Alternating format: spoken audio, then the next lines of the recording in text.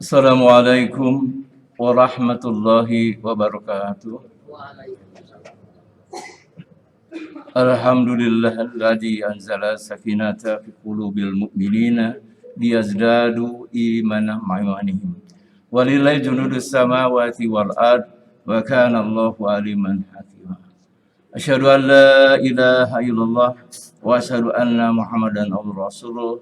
Allahumma sholli ala Muhammad wa ala ali Muhammad. Bapak, Ibu, jamaah Masjid Nurul Jamil yang dirahmati Allah, marilah kita panjatkan puji syukur kehadirat Allah Subhanahu wa taala yang telah memberikan kesehatan kepada kita dan kesempatan untuk bisa masuk ke dalam bulan Ramadan yang penuh berkah ini. Tidak semua orang bisa memasuki bulan Ramadan ini baik karena sakit ataupun telah dipanggil Allah. Mudah-mudahan umur kita dapat digunakan sebaik-baiknya pada bulan Ramadan. Perkenalkanlah, saya Ketua DKM Masjid Nurul Jamil akan menyampaikan beberapa ikhtisar kegiatan Amaliyah Ramadan tahun 2023 atau 1444 Hijriah, diantaranya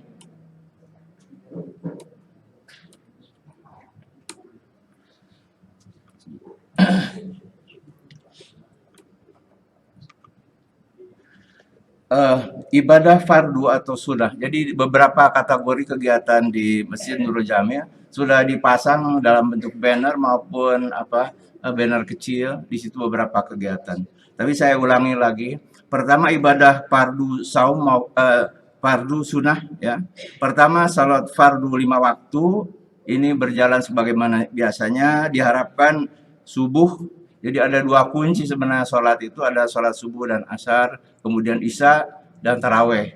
Nah, kemudian diharapkan subuh ini bisa digunakan, biasanya kajian suruk itu hanya beberapa orang, mudah-mudahan pada bulan Ramadan ini bisa ikut yang suruk sehingga bisa khatam dalam 1 bulan ini Al-Quran, mudah-mudahan, insyaallah. Kemudian yang kedua, khutbah dan salat Jumat ada sebagaimana biasa. Yang ketiga inilah salat tarawih, kultum dan ceramah Ramadan. Telah disusun jadwal penceramah selama 29 atau 30 hari.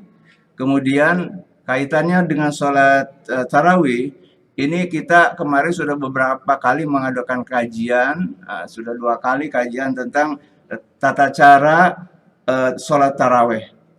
Format yang selama ini ada 2, yaitu 4-4-3. Kemudian kita biasanya adalah 2-2-2-2 dan 3. Ternyata beberapa hadis yang ditelaah maupun fikih itu kalau 3 itu harusnya 4-4-3. Tapi kalau 2-2, 2-1, 2-nya sholat syafa dan 1-nya adalah witir. Di Masjidil Haram juga begitu, jadi tidak 3 langsung, kalau 3 harus 4-4. Cuman kalau 4-4 biasanya kiku kita sering kali salah.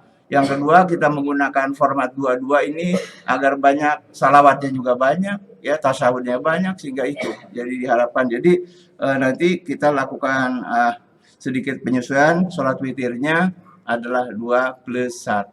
Mau bilang sholatnya 2 itu ada syafa atau 1 witir atau 3 witir tidak apa-apa, tapi tetap salam dulu gitu, tidak langsung.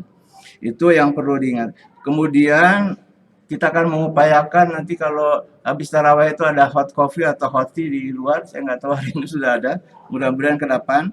Kemudian ada kajian suruk, pada yang biasanya kajian suruk itu Jumat suruk, kita rubah menjadi Sabtu suruk, sehingga ada yang orang ke kantor masih bisa pada Sabtu suruk, Sabtu itu libur, maka dirubah menjadi Sabtu suruk mungkin 2 atau berapa kali, minimal 2 kali. Kemudian ada nuzulul Quran, insya Allah nanti pada waktunya. Kemudian yang kelima adalah Qiyamul Lail, itu pada 10 malam terakhir, jadi malam 21 sampai malam 29 sampai takbiran, sebelum takbiran. Biasanya kalau malam ganjil kita akan mengadakan muhasabah. Imamnya juga ada dalam dan luar ya. Jadi biasanya kita lakukan sholat malam itu jam 2, jam setengah 3 malam sebagai sholat malam, sholat qiyamul lail, atau kalau udah tidur dimasuknya tahajud ya kuncinya. Itu diharapkan 5 juz terakhir. Jadi jamaah yang ikuti harapan sudah menyelesaikan 25 juz sehingga yang 5 ini ikut hatam di sini. Tuh. Kemudian sholat dan khutbah Idul Fitri insya Allah sudah dilakukan format. Kemudian ibadah muamalah. Pertama iftar atau dan tajil. Iftar makanan kecil disediakan oleh DKM, nanti kita biasakan bukanya cukup dengan korma. Korma 3 atau sampai 5 biji dan minuman hangat. Kemudian iftarnya diberikan paket makan untuk jumlah tertentu. Alhamdulillah seluruh jadwal piket iftar ini sudah dalam bentuk ini sudah masuk ke warga, jadi seluruhnya adalah warga Bukit Dago. Tetapi kepada Bapak Ibu yang dari luar, kalau mau melakukan infak sedekah bisa berhubungan dengan sekretariat Masjid Nurul Jamil. Jadi insya Allah mudah-mudahan karena memberi makan kepada orang yang saum itu mendapatkan pahala senilai orang yang saum itu tanpa mengurangi amalan atau pahala orang yang berpuasa tadi yang makan yang kita hidangkan itu pahalanya. Kemudian baksos insya Allah akan diberikan pada kaum duafa termasuk ibu-ibu pengajian Majelis Ta'lim Nurul Jamil. Kemudian bazar insya Allah ada pasar murah. Saya sudah menghubungi kantor Bulog dan Disperindak Jabar. Mudah-mudahan sekitar tanggal awal-awal bulan April kita mengadakan pasar murah sembako. Jadi harganya harga pasar murah. Kemudian kelima adalah penerimaan dan penyaluran zakat fitrah, zakat mal, infak sedekah. Ini nanti untuk penyalurannya untuk zakat mal, zakat fitrah bisa lakukan langsung ke sekretariat Masjid Nurul Jamil. Kalau sifatnya infak sedekah bisa menggunakan transfer. Kalau transfer itu dengan catatan nanti untuk apa. Tetapi QRIS atau barcode itu biasanya tidak timbul namanya. Ya, kecuali yang scan itu adalah BSI. Kalau non BSI tidak keluar nama.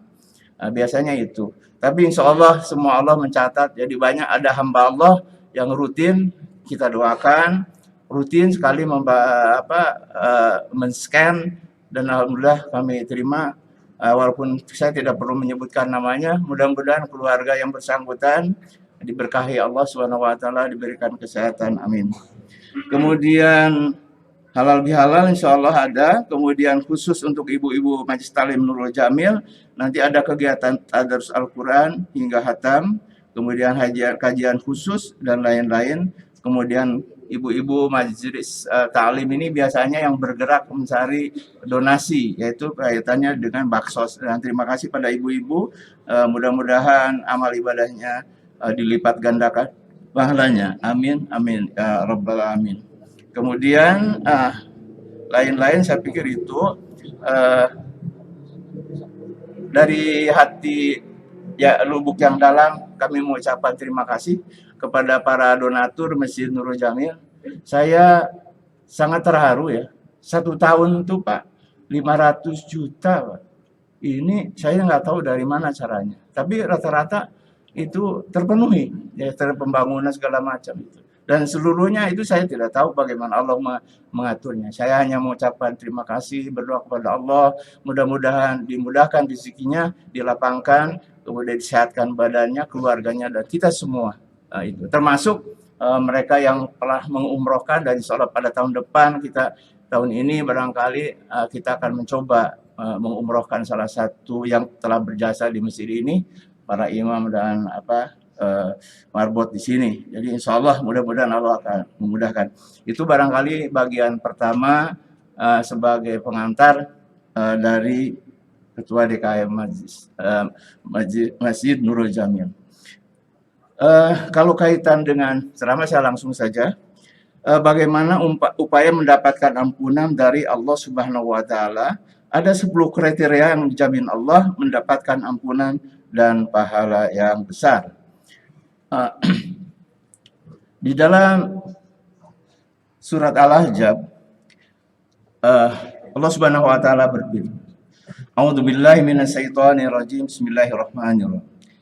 Innal muslimina wal muslimat wal mu'minina wal mu'minat wal qanitina wal qanitat, wasadiqina wasadiqat, wasabirina wasabirat, wa khasirina wal khasiat, wal mutasaddiqina wal mutasaddiqat, wasaimina wasaimat, wal hafidina furujahum wal hafidhat, wa dzakarina allaha katsiran wa dzakirat, ada Allahu lahum maghfiratun wa ajrun adima. Sadaqallahul adzim.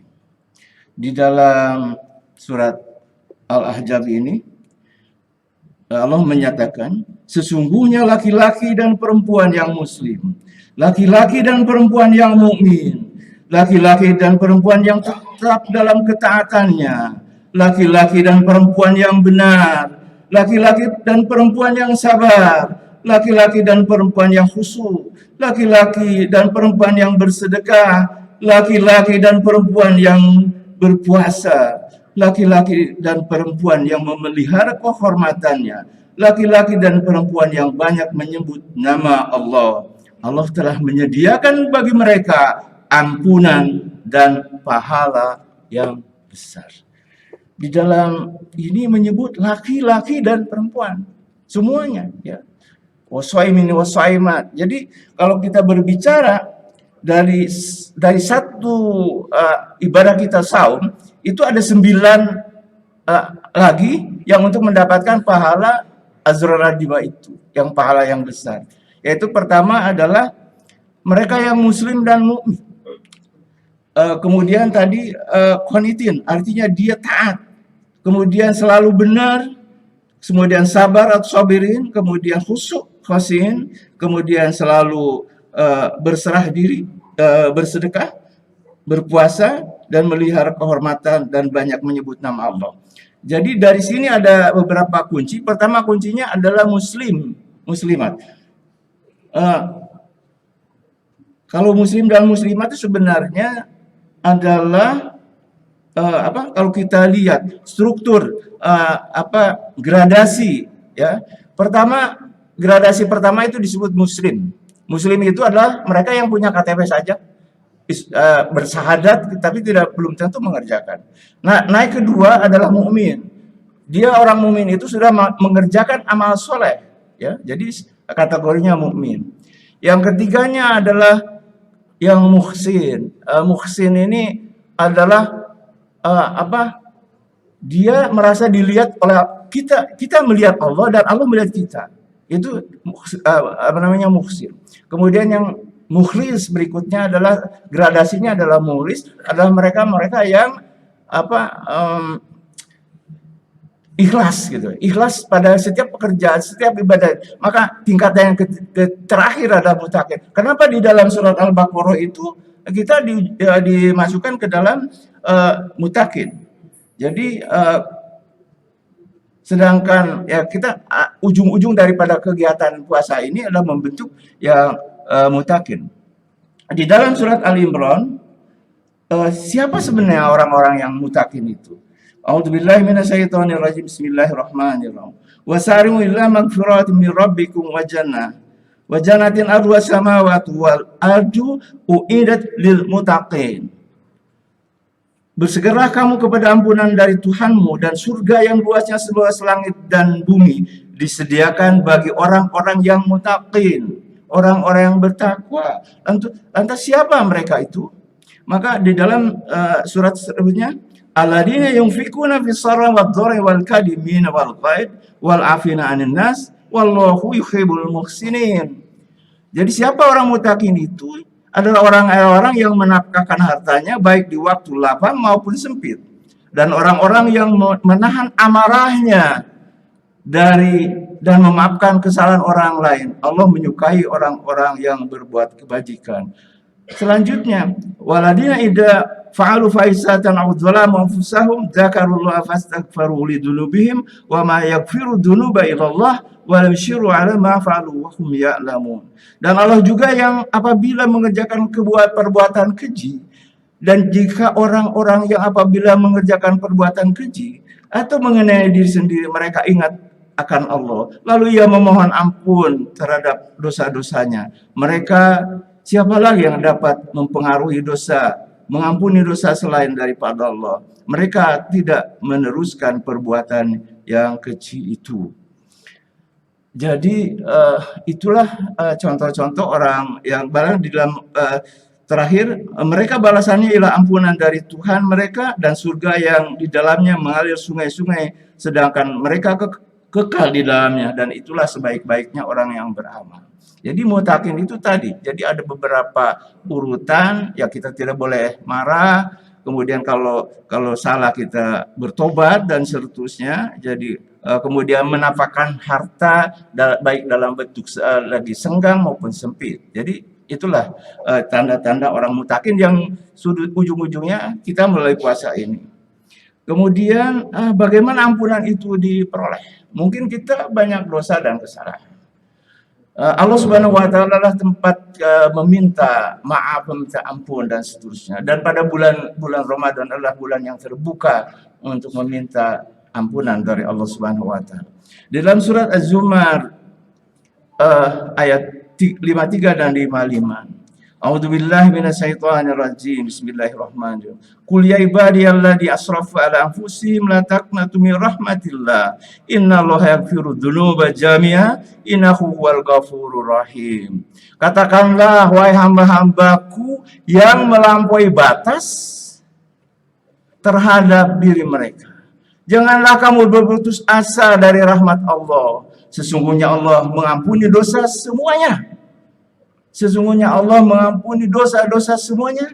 Sungguh dialah yang maha pengampun lagi maha penyayang.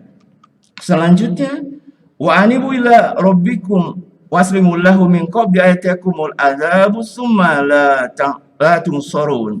Dan kembalilah kamu kepada Tuhanmu dan berserah diri kepadanya sebelum datang azab kepadamu di kemudian hari, sedangkan kamu tidak dapat ditolong lagi.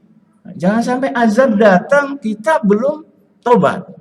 Azab ini belum datang bisa saja karena sebuah kematian dan seterusnya. Jadi jadi kita pada bulan Ramadan ini adalah merupakan bulan di tempat yang terbuka untuk meminta maaf kepada Allah Subhanahu wa taala. Jadi tetap di dalam setiap Ramadan selalu dibacakan Al-Baqarah 183. A'udzubillahi minasyaitonirrajim.